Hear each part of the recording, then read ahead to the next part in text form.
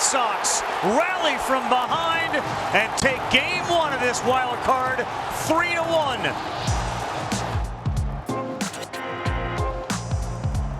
From MLB.com, this is the Morning Lineup Podcast. I'm your host, Matt Monaghan. Today is Wednesday, October 1st, and the postseason is here. We had 4 wild card games yesterday, and we had some epic pitching performances. Garrett Crochet nearly went the distance. Max Fried did not. Tarik Skubal was historic. On offense, Seiya Suzuki is the kid who only hits home runs. And you've heard it 100 times before, but Shohei Ohtani, we are not worthy. Let's get to it. Yankees, Red Sox, one of the greatest rivalries in all of sports. Babe Ruth, A-Rod, Mark Bellhorn, remember that guy? And the first game of their AL wildcard series in the Bronx was a pitcher's dueling doozy. Max Fried and Garrett Crochet went toe-to-toe, nearly pitching identically brilliant games through the first 6 innings. Crochet gave up a solo homer to Anthony Volpe in the second, but that was it. With a score of 1-0 Yankees in the 7th, and Fried still dominant, but at 102 pitches, Aaron Boone went to his somewhat shaky bullpen. And that shaky bullpen shook. Luke Weaver walked Ceddanne Rafaela with 1 out. Nick Sogard had a hustle double to put runners on second and third. And up came pinch hitter Masataka Yoshida, who's been nothing but clutch over the last month. And Yoshi delivered. Yoshida sends one to center field. Rafaela's gonna come in. Sogard to the plate. Masa Yoshida delivers. And Boston now leads it 2-1 as they get to the bullpen and Luke Weaver. Alex Cora elected to leave Crochet in the game, and he continued to dominate. The fireballing lefty got 3 quick outs in the 7th, and then, after a Volpe single on his 117th pitch, and with the massive Yankee crowd screaming down his back, delivered a full count strikeout for the ages, his 11th of the night. That's called strike 3. Austin Wells, a catcher like Narvaez, perhaps trying to buy himself the walk like Narvaez has done twice. Crochet's night over, 11 strikeouts. Aroldis Chapman came in, got the last out in the 8th, and after allowing the bases to get loaded with no outs in the 9th, Houdini'd his way out of the jam for a 3-1 win. A clutch 3-1 Red Sox win in Game 1. Cora said postgame that Crochet foreshadowed how his Tuesday start would go the day before during a conversation. He was in the dugout with me, and I told him we should call the bullpen. And he's like, tomorrow you're going to make 1 call to the bullpen. So maybe 2. He's like, no, 1. He's going to be straight to Chappie. I'm like, okay, I'll take that. And that's how it worked out. Aaron Boone talked about his decision to take out Fried postgame, a question that will probably be asked 3 million times on New York sports radio today.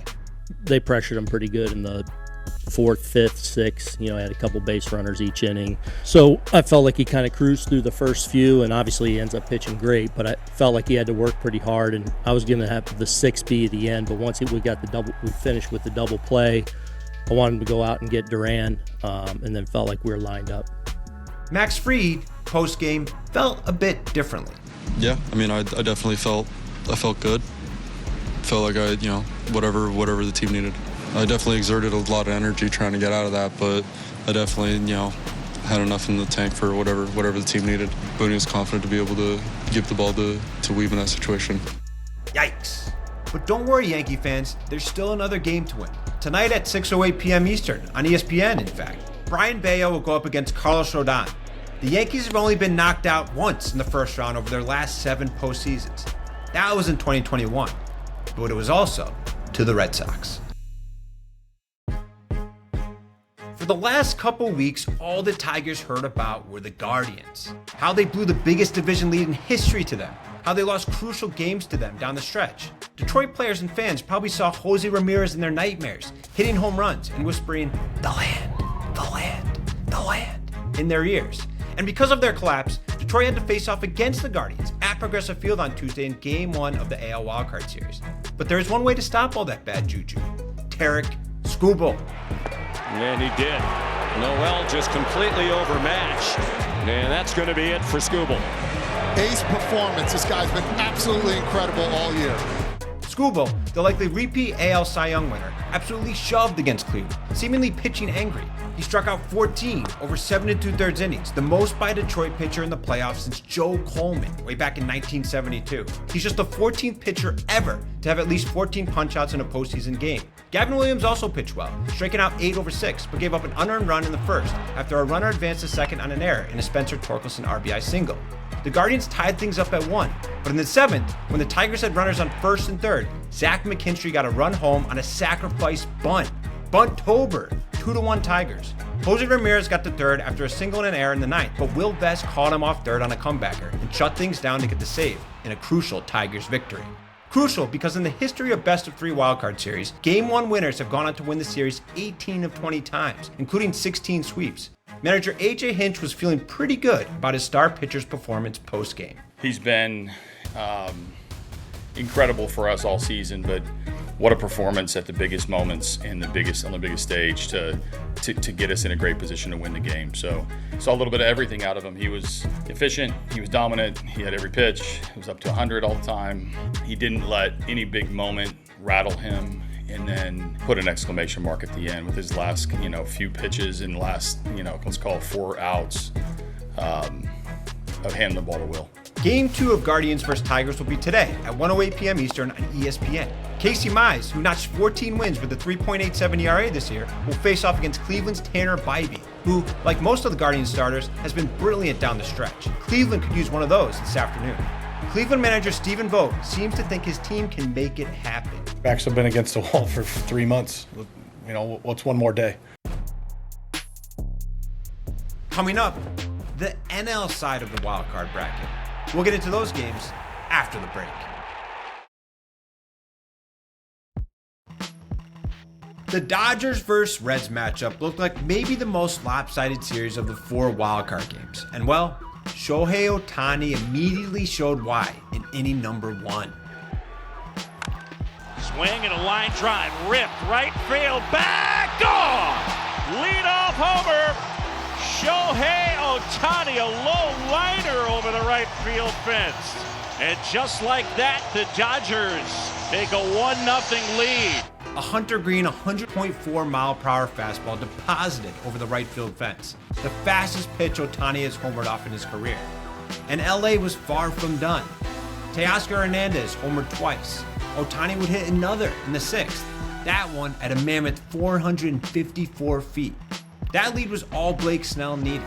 The lefty gave up just 2 runs over 7 innings with 9 strikeouts, and LA easily took down the Reds 10-5. Game 2? That's tonight at 9:08 Eastern on ESPN. Zach Littell, coming off the best season of his career, will open for the Reds and try to get them off to a little better start. Yoshinobu Yamamoto will go for the Dodgers. He's, really good.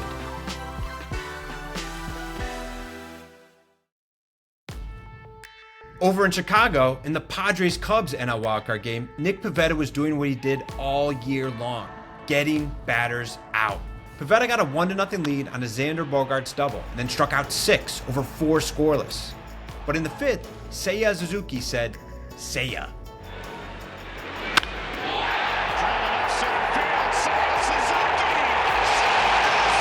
He rips it through the Wrigley wind into the brilliant sunshine, and Suzuki ties the score in Game 1 of the Wild Card Series. Suzuki's 5th straight game with a dinger. Next up, Carson Kelly. And hey, he thought that looked pretty cool. Kelly with a high drive to center field. Merrill is back, Sheets at the wall, and this one's gone! The Cubs smash out of their slumber with back-to-back home runs in the 5th. Suzuki and Kelly put Chicago in the lead. Back-to-back, 2-1 Cubs. That was enough for Matthew Boyd, who gave up just 1 run over 4 1/3. And after 4 2/3 scoreless frames from 4 Cubs relievers, the Cubs had a big 3-1 victory. The Cubs crowd was nearly lifting Wrigley Field off the ground with excitement. And Nico Horner was hoping to play many, many more games in front of his fans on the north side. Yeah, we're very spoiled here. It's no secret. These are incredible fans. So I've been here for a little while now, and to be able to play playoff baseball in front of them is an incredible feeling. So hopefully we got a lot more.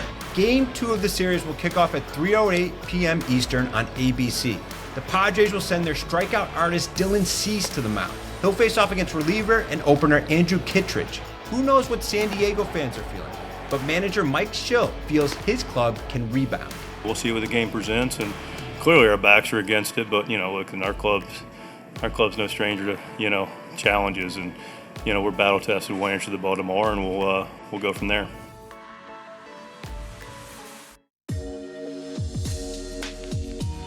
That's all for today's morning lineup.